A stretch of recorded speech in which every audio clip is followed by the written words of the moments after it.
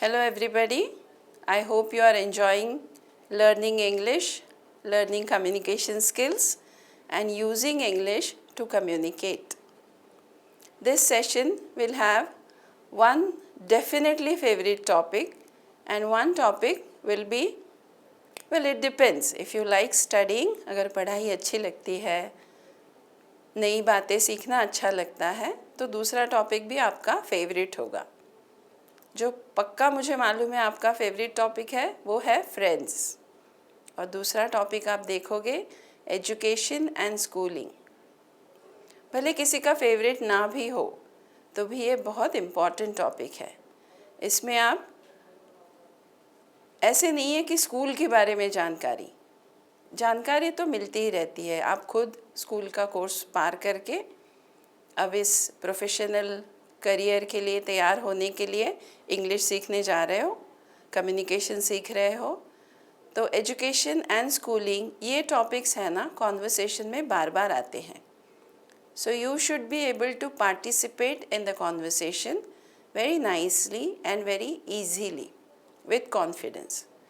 सो friends के बारे में तो कोई बात करने की ज़रूरत ही नहीं।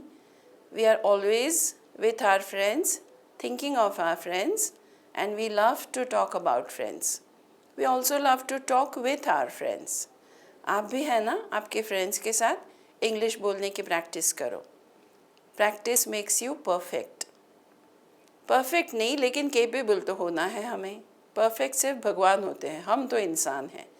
बट जहाँ पे हो इंग्लिश जितना जानते हो, समझते हो, बोलते हो, उससे कुछ ज़्यादा आने लगा है या नहीं ये आप ही ने चेक करना है। कभी कभी क्या होता है, कोर्स में पार्टिसिपेट किया है तो मुझे आने ही लगेगा ऐसा लगता है। और सच्ची बात है कि कोर्स में अगर पार्टिसिपेट करो तो आने ही लगेगा, लेकिन आपके पार्टिसिपेशन के बिना नहीं ना। और पार्टिसिपेशन सिर्फ कंप्यूटर के सामने बैठ के नहीं होता। 2 सेशन के बीच में आपका जो प्राइवेट टाइम है उसमें आप प्रैक्टिस करते रहना, ठीक है।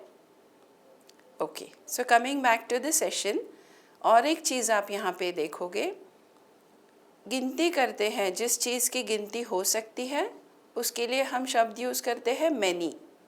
Like many cars, many pencils, many friends, many things, many books.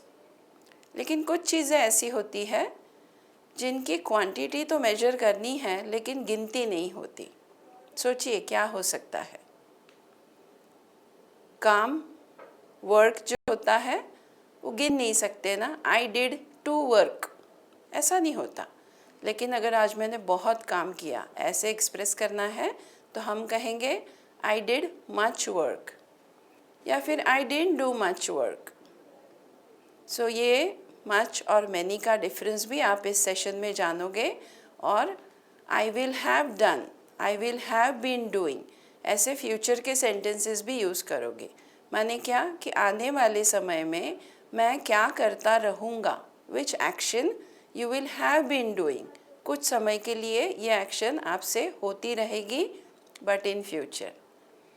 So find out how to make these sentences and learn lot of new things while enjoying it all. Thank you.